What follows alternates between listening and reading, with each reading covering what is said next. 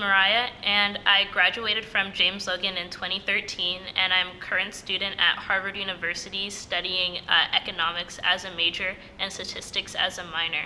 I got interested in economics and statistics first semester, and then that translated over to second semester when I took an additional economics and statistics course.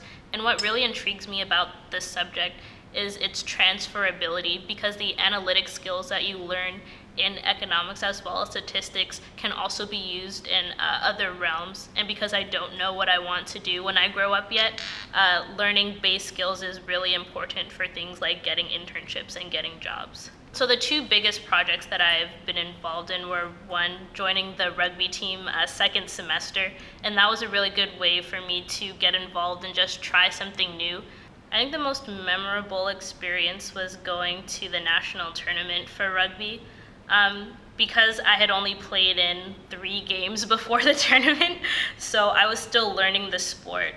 But one thing that I really appreciate about going on the trip is that being on a team like that, it feels much more than like playing a game with your friends. It really becomes a sisterhood and a support network of individuals that actually care about you and don't care about the differences and really focus on acceptance and working together as a team. And I think that that's something that a lot of people can benefit from in college that you don't necessarily get here at Logan.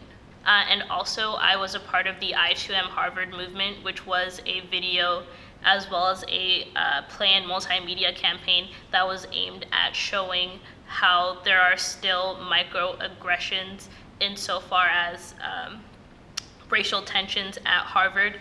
And so the project has not only focused on Harvard, but there's a lot of other schools as far as Oxford and Notre Dame and other notable institutions that are also having similar campaigns aimed at showing how racial tensions still exist, even if they're not as blatant and obvious as they were in the past. College is hard. When I was at Logan, I didn't have to work very difficult in school, and so going into college, you know that obviously you're going to have to do a lot more work than you did in high school. However, I think that it's most helpful to parse out your work day by day and not wait till the last couple of days before an assignment is due to start working on it. And I found that this also gives you more free time during the week, because if you're doing a little bit of work, then you have more time to spend with your friends or get a job or do a sport in my case.